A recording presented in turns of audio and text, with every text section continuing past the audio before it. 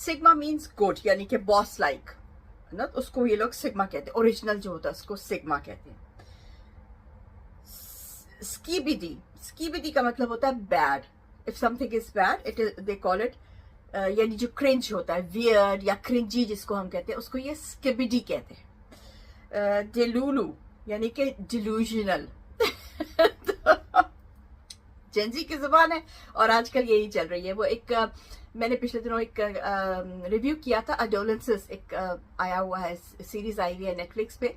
उसमें भी यही होता है कि जो बाप बेचारा होता है उसको ये जुबान समझ नहीं आती है और वो कुछ और समझ बैठता है, और फिर जो उस लड़के का जो दोस्त होता है वो उसको समझाता है कि तुम्हें तो पता ही नहीं, this is gen Z language. Rizz, rizz का मतलब होता है romantic charm. Wow. Cap, that means not true, a lie. Goat, greatest of all time. Gyat यानी कि कर्वी बूटी हिप्स।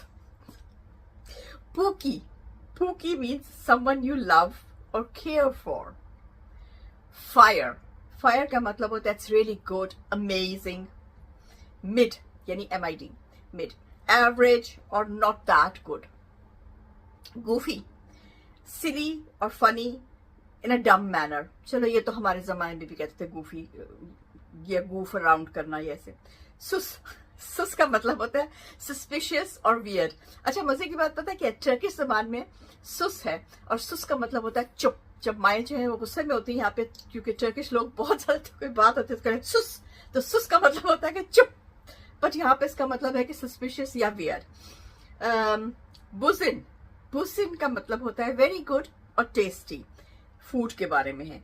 और स्ले, स्ले का मतलब होता है डूइंग समथिंग रियली वेल और विद कॉन्फिडेंस। तो